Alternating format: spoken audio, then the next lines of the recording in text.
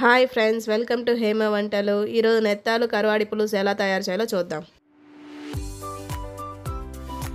మొదటగా నెత్తాల తలలు వలుచుకొని వాటిని వేడి నీళ్ళల్లో వేసి శుభ్రంగా కడుక్కొని పక్కన పెట్టుకోవాలి.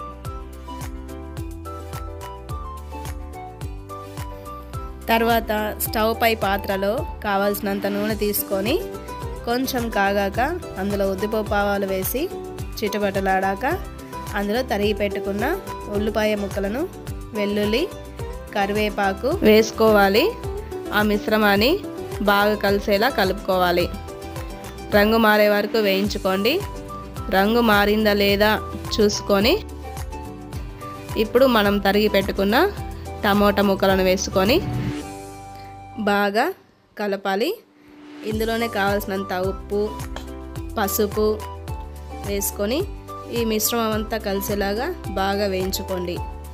ఇది బాగా మెత్తపడే వరకు వేయించుకొని తగినంత కారం, ధనియాల పొడి వేసుకొని బాగా కలపాలి.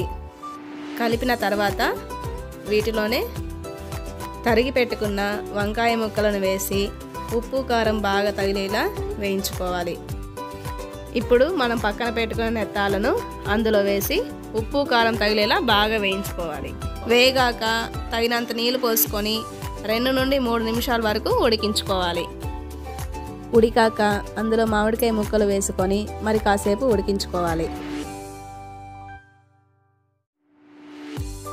కాసేపటి తర్వాత అందులో చింతపండు పులుసు పోసుకొని బాగా కలిపి 5 నిమిషాల పాటు ఉడికించుకోవాలి.